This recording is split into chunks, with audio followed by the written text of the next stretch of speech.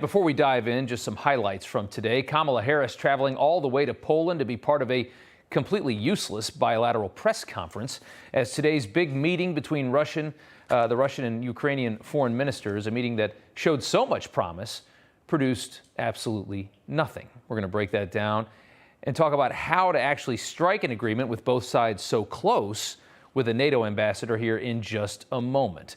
This all as the battle for Kyiv ramps up. The Ukrainian land resistance holding very strong. This is absolutely incredible video here of a Ukrainian ambush.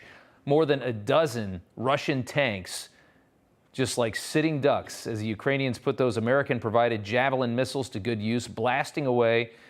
And there at the end, you can see the Russian tanks all scurrying off just about as fast as they can. Amazing video there, just on the outskirts, just to the east of downtown Kyiv. With Biden completely out of the process in all of this, as it appears, and America on a leash following the Europeans around and responding, Kamala is, in a way, becoming the face of the American front, a vice president with zero accomplishments, hoping to avoid a shutout in this first term. She did not make any progress today, casually indicating the United States was ready to join Ukraine in fighting off the Russian invasion. Yeah, take a listen. We will do everything together, in partnership, in solidarity, to support what is necessary at this very moment in terms of the humanitarian and security needs of Ukraine and the Ukrainian people.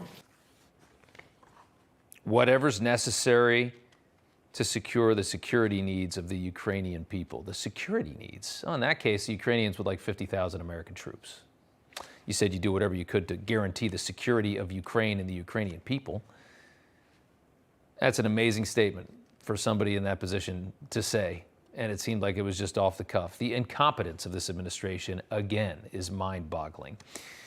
Kamala is a very rare breed. She's not likable. We've seen that, and that's why her personality changes with every season. She's not a good politician, and she's also not a good diplomat. It's really hard to have all of those qualities and be the vice president. Another moment from today, as Poland, like so many of our NATO allies, continues to request an endless stream of assistance from the wealthy and gullible Americans who always seem to pay for everything.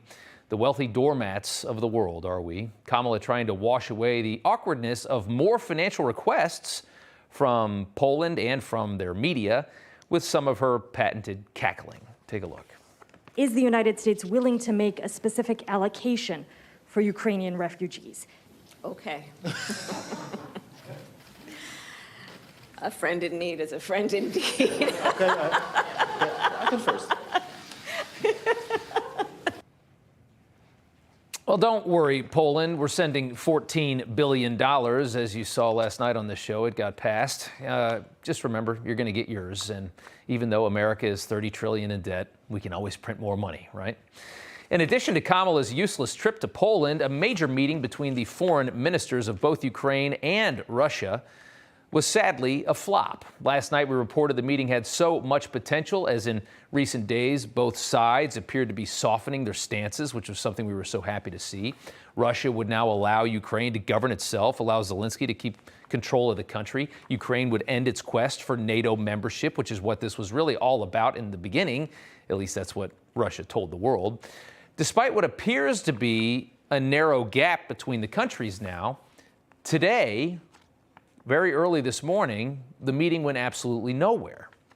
Ukraine's foreign minister, Dmytro Kuleba, framed it this way.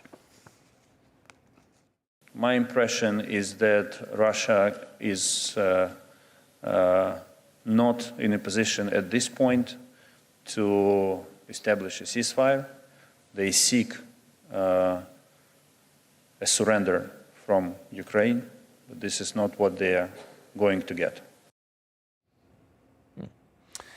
So it appears it is perhaps a battle of ego at this point, although they're close to an agreement in principle, or they don't seem that far away. Ukraine doesn't want to publicly state it's surrendering to Russia, worried about the optics of that and the insult that it would be. And Russia cannot allow the world to see this as a failed invasion. In the meantime, the battle for the capital city, Kyiv, is slowly beginning, nearly 2 weeks behind schedule for the Russians, but they're getting closer and closer. The suburbs around Kyiv, the fighting has gotten very intense. We showed you the video earlier of the tanks being blown away. In Maripol, which is in the southeast, far away from Kyiv, the shelling continues, and this is a tragedy, what is happening in this city. You can see mass graves, too many people killed, too many civilians, people killed individually as Russia commits, quite obviously, war crimes against the people of Ukraine, taking out their frustrations over their military debacle on innocent people, as there are no clear signs of a military victory for the Russians anytime soon. The New York Post reporting Ukrainian intel indicating that Vladimir Putin has fired as many as 8 of his generals. Today, the Russian foreign minister did mention one interesting development. We confirmed today that President Putin doesn't reject meeting President Zelensky. Probably such a necessity will take place. So we're getting the idea that there could be potentially a meeting between the leaders of both countries. Maybe that somehow breaks through. We're going to have to wait and see.